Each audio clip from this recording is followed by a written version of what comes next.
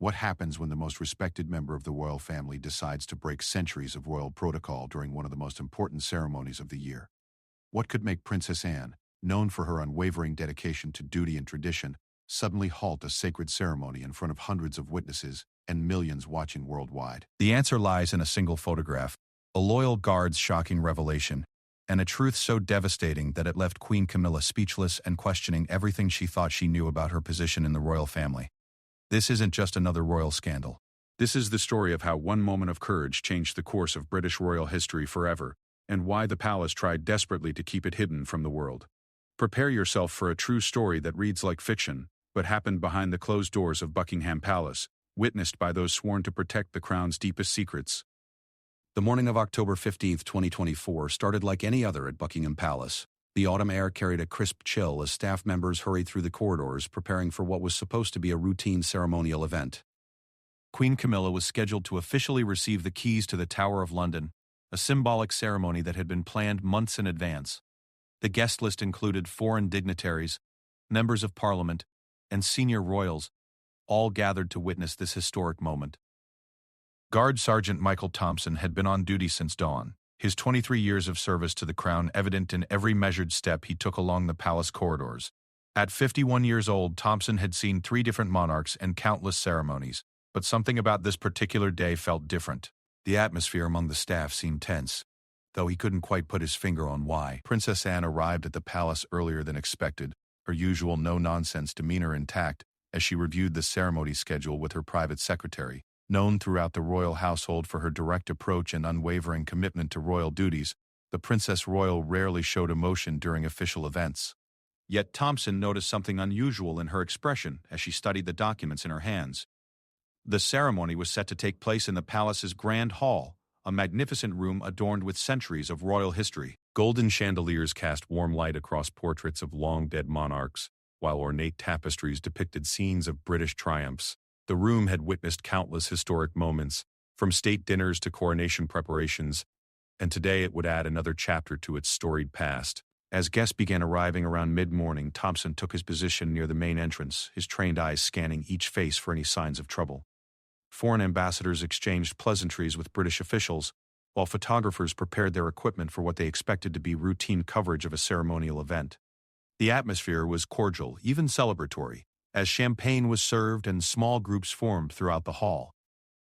Queen Camilla made her entrance precisely at 11:30, wearing an elegant navy dress adorned with a diamond brooch that had once belonged to Queen Elizabeth II. Her confidence was evident as she moved through the room, greeting guests with practiced ease. The years since becoming queen consort had transformed her from a controversial figure into a respected member of the royal family, and today's ceremony was meant to further cement her position within the monarchy's hierarchy.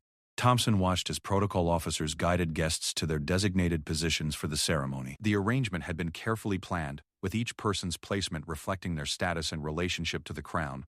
Princess Anne stood near the ceremonial platform, her expression neutral but alert, while other senior royals took their positions according to ancient precedent. The Lord Chamberlain began the formal proceedings with a brief speech about the historical significance of the Tower of London keys ceremony. His voice echoed through the Grand Hall as he explained the tradition dating back centuries, when the keys represented the monarch's authority over the realm's most important fortress. Today's ceremony was largely symbolic, but it carried deep meaning within the context of royal tradition and constitutional monarchy. As the Lord Chamberlain continued his remarks, Thompson noticed Princess Anne's attention seemed focused on something beyond the immediate proceedings. Her gaze moved systematically around the room, pausing occasionally on specific individuals in ways that suggested she was looking for someone or something particular. Her body language remained composed, but Thompson's experienced eye detected a subtle tension in her posture. Queen Camilla stepped forward to receive the ceremonial keys, her movements graceful and confident. The ornate golden keys, attached to a silk ribbon bearing the royal coat of arms, represented centuries of British history and the continuity of royal authority. Cameras flashed as she accepted the symbolic items from the Tower of London's chief yeoman warder, who had traveled from the fortress specifically for this moment. The crowd watched in respectful silence as Queen Camilla held the keys aloft, following the prescribed ritual that had been rehearsed multiple times in the preceding weeks. Her smile appeared genuine as she acknowledged the assembled guests, clearly pleased with the ceremony's smooth progression. For a moment, everything seemed to be proceeding exactly according to plan. Thompson continued his vigilant observation from his position near the entrance, noting the satisfaction evident on most faces in the room. Foreign dignitaries appeared impressed by the pageantry and tradition, while British officials seemed pleased with the ceremony's flawless execution. The event was proceeding so smoothly that Thompson began to wonder if his earlier sense of unease had been misplaced. Princess Anne's position near the ceremonial platform provided her with an excellent view of the proceedings, but Thompson noticed her attention seemed divided between the ceremony itself and something that was troubling her. Her usual composed demeanor remained intact, but subtle signs suggested an internal struggle that was invisible to most observers. Years of royal training had taught her to maintain perfect composure regardless of circumstances, yet something was clearly weighing on her mind. The ceremony reached its midpoint as Queen Camilla prepared to deliver a brief speech accepting the ceremonial responsibility represented by the Tower Keys. Says, protocol required her to acknowledge the historical significance of the gesture while expressing her commitment to upholding the traditions of the monarchy. The words had been carefully crafted by palace speechwriters to strike the appropriate tone of respect for tradition while acknowledging contemporary responsibilities. As Queen Camilla approached the podium to begin her remarks, the atmosphere in the Grand Hall shifted almost imperceptibly. Thompson felt at first as a subtle change in the room's energy, though most guests remained focused on the ceremony's progression. The Queen's voice carried clearly through the hall as she began her prepared remarks, thanking those present for their attendance and acknowledging the honor of receiving such a historically significant responsibility. Thompson's attention was drawn to Princess Anne's increasingly rigid posture as the speech continued. Her hands remained clasped behind her back in typical royal fashion, but her knuckles had turned white with tension. Something was building toward a moment that would change everything, though Thompson couldn't yet imagine what form that moment would take. The Princess Royal's reputation for directness and unwavering principle was well known throughout the palace staff. Unlike other members of the royal family who might allow diplomatic considerations to influence their actions, Princess Anne had built a reputation for speaking truth regardless of potential consequences. Her dedication to royal duty was matched only by her commitment to personal integrity, making her one of the most respected figures in the royal household. Queen Camilla's speech continued smoothly, touching on themes of service, tradition, and the monarchy's evolving role in modern Britain.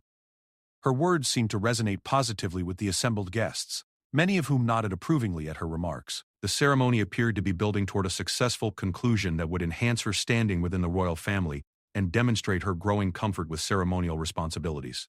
Thompson noticed several other staff members positioned around the room, each maintaining the professional alertness required during royal events. Palace security protocols demanded constant vigilance, though today's gathering posed minimal obvious risk.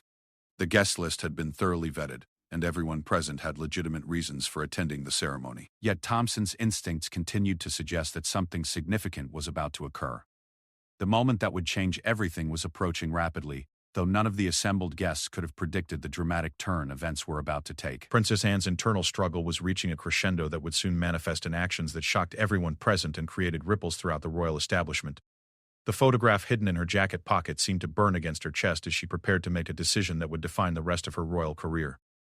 Princess Anne's internal struggle reached its breaking point as Queen Camilla neared the conclusion of her acceptance speech. The photograph that had been burning a hole in her jacket pocket for the past 3 days contained evidence so damaging that it threatened to destroy not just Queen Camilla's reputation but the very foundation of public trust in the monarchy itself. Guard Sergeant Thompson had presented her with this evidence. After wrestling with his own conscience for weeks, knowing that revealing the truth would end his career, but remaining convinced that his duty to the crown superseded personal considerations. The photograph had been taken 6 months earlier during what was supposed to be a private charity event at Windsor Castle.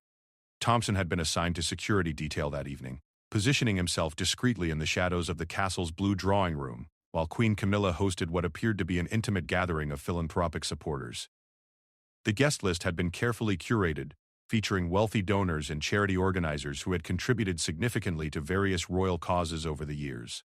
Thompson's trained eye had initially noticed nothing unusual about the gathering. Queen Camilla moved gracefully through the room, engaging with guests about their charitable work and expressing gratitude for their continued support.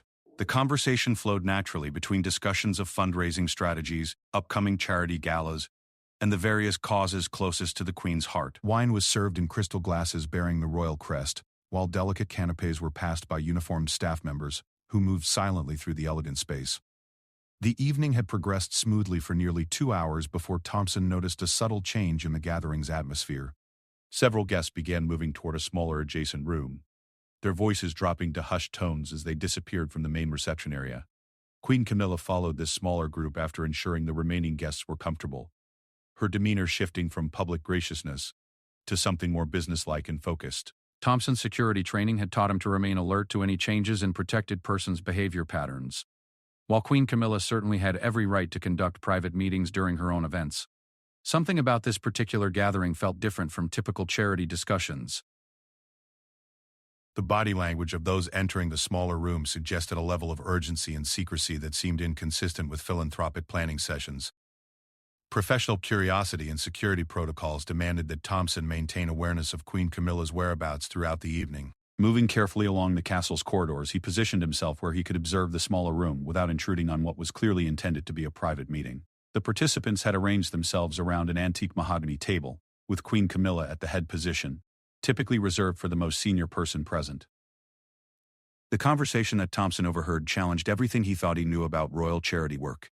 Instead of discussing fundraising strategies or charitable distributions, the group was engaged in detailed planning for what could only be described as influence peddling on an international scale. Queen Camilla was systematically offering access to senior royals, including King Charles himself, in exchange for substantial financial contributions that would be funneled through various charitable organizations before ultimately benefiting her personal interests. Thompson listened in growing horror as specific deals were negotiated with surgical precision. A Russian oligarch's wife would receive a private audience with King Charles to discuss cultural exchanges, contingent upon a £10 million donation to Queen Camilla's pet charity for literacy programs. A Middle Eastern businessman would be granted honorary patronage status for his logistics company in exchange for funding a new wing of the Royal Opera House, with Queen Camilla receiving substantial kickbacks through a complex network of shell companies. The most shocking revelation involved arrangements with several heads of state from countries with questionable human rights records. Queen Camilla was essentially selling royal endorsements and ceremonial appearances, allowing these leaders to legitimize their regimes through association with the British monarchy. The financial arrangements were staggering, involving hundreds of millions of pounds that would flow through legitimate charitable channels before being redirected to accounts controlled by Queen Camilla and her closest associates. Thompson realized he was witnessing the systematic monetization of the British monarchy's reputation and influence. Queen Camilla had transformed her position from that of constitutional figurehead to the center of an international corruption network that spanned multiple continents and involved some of the world's most powerful and dangerous individuals. The charity work that had earned her public praise was merely a facade covering activities that would scandalize the British public and potentially destabilize the government itself. The meeting continued for another hour as participants refined their arrangements and established communication protocols for future transactions. Thompson watched Queen Camilla transform from the gracious hostess the public knew into a calculating businesswoman negotiating deals that would have been illegal if conducted by any government official. Her knowledge of international finance and offshore banking structures suggested this network had been operating for years, possibly since shortly after her marriage to then Prince Charles. Thompson's dilemma became clear as the meeting concluded and guests began returning to the main reception area. His oath of service to the crown included protecting royal family members from all threats, including threats to their reputations and public standing. Yet the evidence he had witnessed suggested Queen Camilla herself had become the greatest threat to the monarchy's integrity and the public's trust in constitutional government. The security officer's military background had instilled in him an unshakable commitment to duty and honor that transcended personal considerations. His 23 years of service had been built upon the belief that the royal family represented the highest ideals of British civilization and constitutional democracy. Discovering that Queen Camilla was systematically corrupting these institutions for personal gain created a crisis of conscience that kept him awake for weeks. Thompson's decision to photograph key documents from that evening required careful planning and considerable personal risk. Returning to Windsor Castle during his next scheduled shift, he managed to access Queen Camilla's private office where copies of the evening's agreements were stored in a locked filing cabinet. His security clearance provided legitimate access to the room, though photographing confidential documents clearly violated his oath of secrecy and would result in immediate dismissal if discovered. The documents Thompson photographed provided irrefutable evidence of Queen Camilla's corruption network. Written agreements detailed specific financial arrangements, including account numbers for offshore banks and percentages of charitable donations that would be diverted to personal use. Email correspondence revealed ongoing communication with international criminals and human rights violators who sought royal legitimacy for their activities. Most damaging were handwritten notes in Queen Camilla's own hand, acknowledging the illegal nature of these arrangements while expressing satisfaction with their financial success. Thompson spent 3 weeks agonizing over how to handle this explosive evidence. His military training emphasized chain of command and proper procedures, But the corruption reached so high within the royal establishment that normal reporting channels seemed inadequate or potentially compromised. Queen Camilla's influence over palace staff and security personnel made it dangerous to trust anyone with such sensitive information. The breakthrough came when Thompson realized that Princess Anne's reputation for integrity and independence made her the only royal family member who could be trusted with such devastating evidence. Her well-known skepticism toward Queen Camilla, combined with her unwavering commitment to royal duty, suggested she would prioritize the monarchy's long-term interests over personal relationships or political considerations. Thompson's approach to Princess Anne required careful planning and considerable courage. Requesting a private meeting with such a senior royal was unprecedented for someone of his rank, but he managed to arrange a brief encounter during her visit to inspect palace security arrangements. Their conversation lasted only 5 minutes, but it was enough for Thompson to explain the general nature of his evidence and arrange for a more detailed briefing. The private meeting took place in Princess Anne's Gatcombe Park estate, away from palace surveillance and potential eavesdropping. Thompson presented his evidence systematically, walking Princess Anne through the photographs and documents, while explaining the context in which they were obtained. Her reaction was immediate and visceral. A combination of fury, disgust, and determination that convinced Thompson he had made the right choice in approaching her. Princess Anne's investigation of Thompson's claims took 2 weeks and involved discreet inquiries through her own network of trusted contacts. The evidence proved even more damaging than Thompson's initial assessment suggested, revealing corruption that extended beyond Queen Camilla to include several senior palace officials and government ministers. The scale of the conspiracy threatened not just the royal family's reputation but the fundamental legitimacy of British democratic institutions. Now, standing in the Grand Hall as Queen Camilla concluded her speech about service and tradition, Princess Anne felt the weight of her responsibilities crushing down upon her shoulders. The evidence in her pocket demanded action, regardless of personal consequences or political ramifications. The moment of decision had arrived, and there could be no turning back from the path she was about to choose. The moment Princess Anne stepped forward, the entire atmosphere in the Grand Hall shifted dramatically. Queen Camilla had just finished her speech about dedication to royal service and was preparing to participate in the final ceremonial exchange when the Princess Royal's voice cut through the polite applause like a blade through silk. Her words were measured but unmistakably authoritative, carrying the weight of decades of royal experience and unquestioned integrity. "I must respectfully request that this ceremony be suspended immediately," Princess Anne announced, her voice carrying clearly throughout the stunned hall. The effect was instantaneous and electric. Conversation stopped mid-sentence. Champagne glasses froze halfway to lips, and every eye in the room turned toward the Princess Royal with expressions ranging from confusion to outright shock. In centuries of royal protocol, such an interruption was virtually unprecedented. Queen Camilla's face went through a series of rapid changes, from confident satisfaction to bewildered surprise, to growing alarm as she processed what was happening. Her hands, still holding the ceremonial keys, began to tremble slightly as she realized that Princess Anne's intervention was not some minor protocol adjustment, but something far more serious and potentially devastating. Guard Sergeant Thompson felt his heart racing as he watched the scene unfold. His decision to trust Princess Anne with the explosive evidence was about to be vindicated in the most public way possible, but the personal cost would be enormous. His career, his pension, and quite possibly his personal safety were now at stake, as the corruption network he had exposed prepared to fight for its survival. The foreign dignitaries and government officials in attendance exchanged confused glances, unsure whether they were witnessing some obscure royal tradition or an unprecedented breakdown in ceremonial protocol. Photographers instinctively began capturing the moment, sensing that history was being made, even if they didn't yet understand its significance. The carefully choreographed event had transformed into something completely unpredictable and potentially explosive. Princess Anne continued with devastating calm, her voice never wavering despite the enormity of what she was about to reveal. "Recent evidence has come to my attention that calls into question the appropriateness of proceeding with today's ceremony. The evidence concerns activities that are fundamentally incompatible with the values and responsibilities associated with the ceremonial keys being presented today." The Lord Chamberlain, responsible for managing royal ceremonies, looked completely bewildered by this unprecedented situation. His training had prepared him for various contingencies, from medical emergencies to security threats.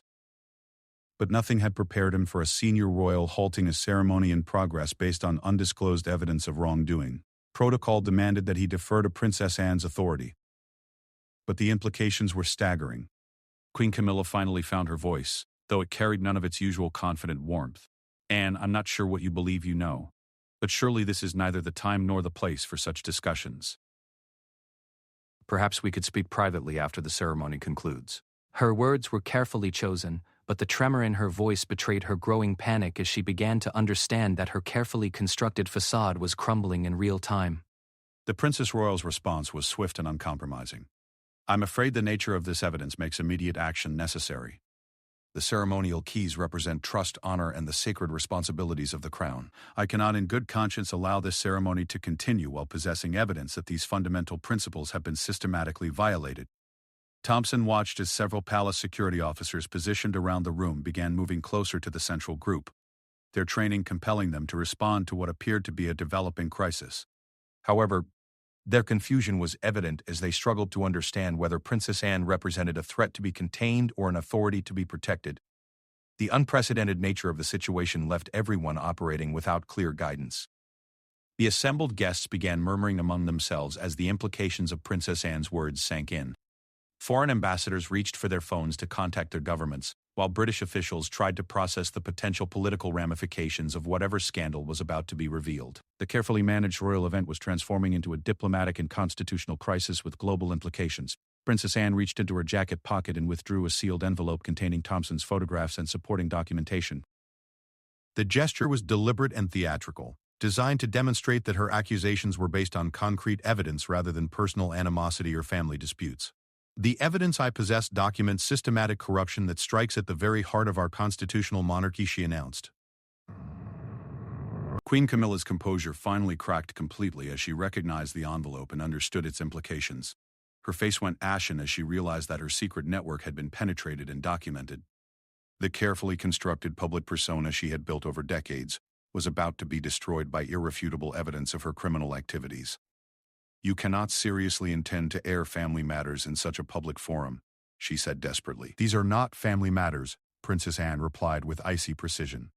These are matters of national security, constitutional law, and criminal conspiracy that have operated under the cover of charitable work and royal prestige. The evidence documents the systematic sale of royal access and influence to international criminals, human rights violators, and enemies of democratic governance. The impact of these words on the assembled crowd was devastating. Government ministers began calculating the political ramifications while foreign diplomats considered how this scandal might affect their own relationships with the British monarchy. The constitutional crisis implicit in Princess Anne's accusations threatened to destabilize not just the royal family but the entire British political system. Thompson felt a mixture of relief and terror as Princess Anne methodically destroyed Queen Camilla's reputation and exposed the corruption network. His decision to risk everything for the truth was being vindicated, but he also understood that powerful forces would now be mobilized to destroy anyone connected to these revelations. The stakes had escalated beyond anything he had imagined when he first witnessed that secret meeting at Windsor Castle. Queen Camilla made one final desperate attempt to control the situation. Anne, you are making a terrible mistake based on incomplete information or deliberate misrepresentations. I demand the opportunity to examine this alleged evidence and respond to these outrageous accusations in an appropriate setting. Princess Anne's response revealed the depth of her investigation and the thoroughness of her preparation. The evidence has been independently verified through multiple sources and includes financial records, correspondence, and recordings that establish a pattern of criminal activity spanning several years. Swiss banking authorities, Interpol, and the Serious Fraud Office have already been briefed on the relevant materials. The revelation that law enforcement agencies were already involved sent shockwaves through the assembled crowd. What had begun as a ceremonial event was now clearly the opening move in what would become one of the biggest scandals in British royal history. The implications extended far beyond the royal family, to include government officials, international relations, and the fundamental legitimacy of British constitutional democracy. Security personnel finally received clear direction from senior palace officials who had been frantically consulting via secure communications. The priority became protecting Princess Anne while preventing Queen Camilla from leaving the premises until law enforcement could take appropriate action. The ceremonial event had transformed into a crime scene with international ramifications. Queen Camilla's final words before being escorted from the Grand Hall revealed both her desperation and her recognition that her carefully constructed world was collapsing. You have no idea what forces you are unleashing, Anne. This will destroy more than just me. It will bring down the entire monarchy and everything we have worked to preserve. Princess Anne's response demonstrated both her courage and her unwavering commitment to institutional integrity over personal relationships. The monarchy will survive by embracing truth and accountability. What cannot survive is the systematic corruption of everything the crown represents. The evidence will speak for itself, and justice will be served regardless of personal consequences.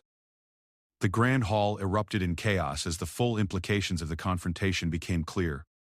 Reporters began frantically contacting their editors while government officials initiated crisis management protocols. The ceremonial keys lay forgotten on the podium as history pivoted around Princess Anne's decision to choose institutional integrity over family loyalty and political convenience.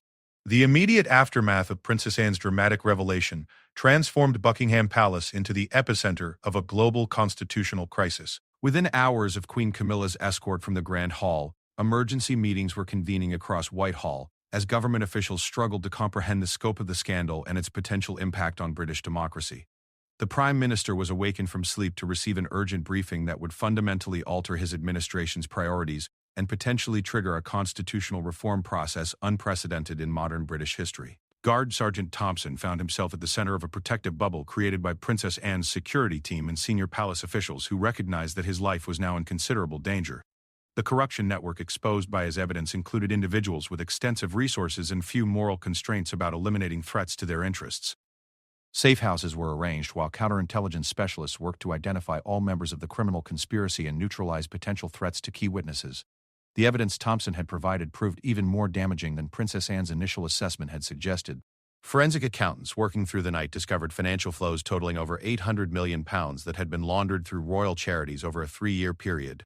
The money trail connected Queen Camilla's network to arms dealers, human traffickers, international money launderers, and several state sponsors of terrorism who had purchased legitimacy through association with the British monarchy. International law enforcement agencies moved with unprecedented speed to freeze assets and issue arrest warrants for co-conspirators across multiple continents.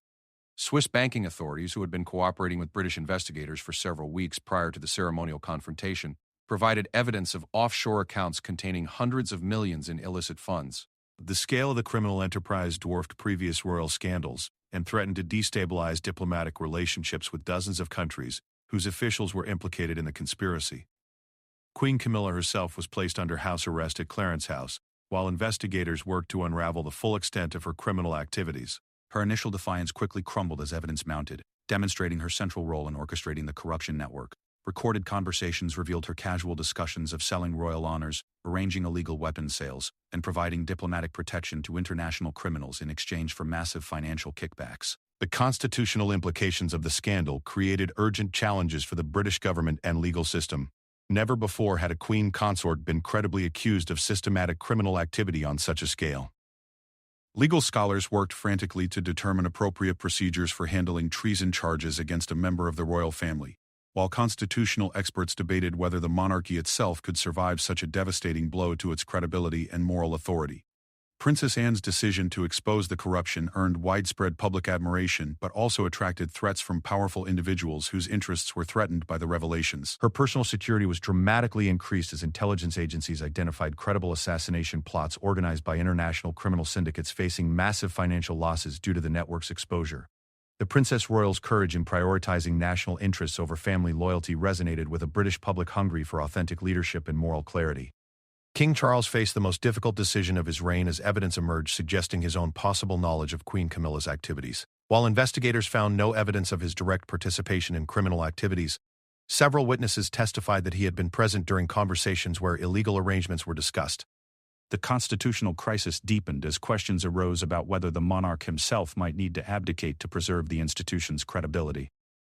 The international diplomatic ramifications proved staggering as allied governments scrambled to assess their own relationships with the compromised royal network. Foreign intelligence services launched their own investigations into interactions with Queen Camilla's associates, while several countries recalled their ambassadors pending clarification of Britain's ability to maintain diplomatic integrity. NATO allies expressed particular concern about security implications of the scandal, given the sensitive intelligence that may have been compromised. Thompson's role as the whistleblower who exposed the conspiracy earned him both hero status among the British public and death threats from criminal organizations whose operations had been severely damaged. His military background and security training proved essential as he navigated protective protocols while providing crucial testimony to multiple law enforcement agencies. The personal cost of his decision became clear as his family was forced into witness protection and his entire life was restructured around security considerations. Media coverage of the scandal dominated international headlines for weeks as journalists uncovered additional details about the corruption network's global reach. Investigative reporters traced financial connections to criminal organizations in Russia, China, Saudi Arabia, and several African nations, whose leaders had purchased royal legitimacy to deflect criticism of their human rights records. The systematic monetization of British royal prestige for criminal purposes shocked even experienced observers of international corruption. Princess Anne's investigation, conducted with assistance from intelligence professionals and forensic specialists, revealed that the corruption network had infiltrated multiple levels of the royal household and government bureaucracy. Palace staff members, government ministers, and senior civil servants had been systematically compromised through a combination of financial incentives and blackmail schemes orchestrated by Queen Camilla's associates. The security implications were staggering as investigators realized that state secrets and classified intelligence had likely been sold to hostile foreign powers. The legal proceedings that followed Princess Anne's dramatic revelation moved with unprecedented speed given the national security implications of the scandal. Special prosecutors were appointed to handle the complex international dimensions of the case, while parliamentary committees began investigating the failure of oversight mechanisms that should have detected such systematic corruption. The judicial system faced the unprecedented challenge of prosecuting a queen consort, while maintaining constitutional stability and democratic legitimacy. Public reaction to the scandal reflected a complex mixture of outrage, betrayal, and grudging admiration for Princess Anne's courage in exposing the truth.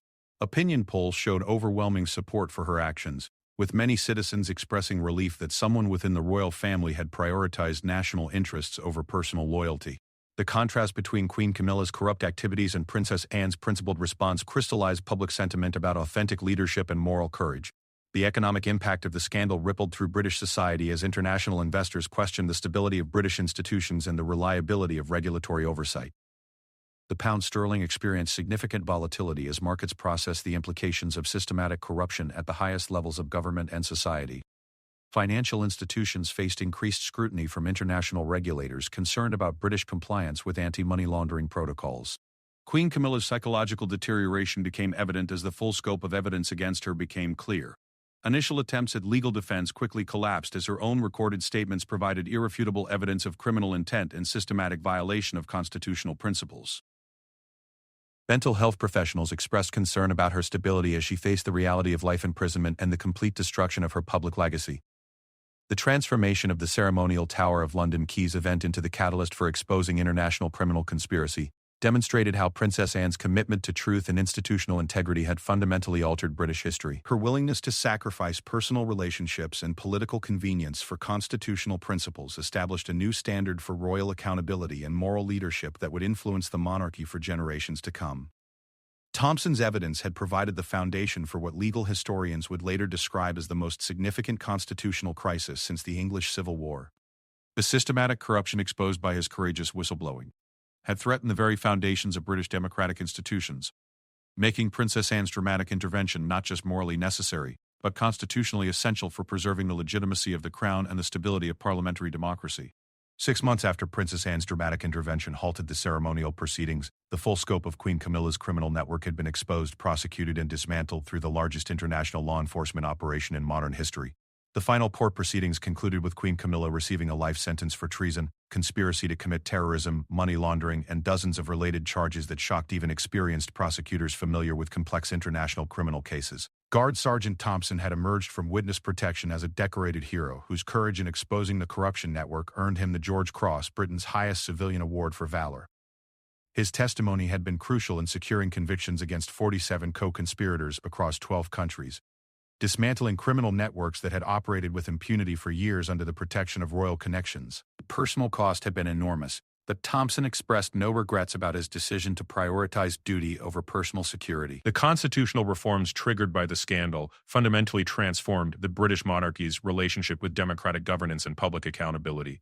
Parliament passed the Royal Transparency Act, requiring detailed financial disclosure for all senior royal family members and establishing independent oversight mechanisms to prevent future corruption. The legislation created the most comprehensive royal accountability framework in British history, with powers extending to criminal prosecution of royal family members who violated public trust.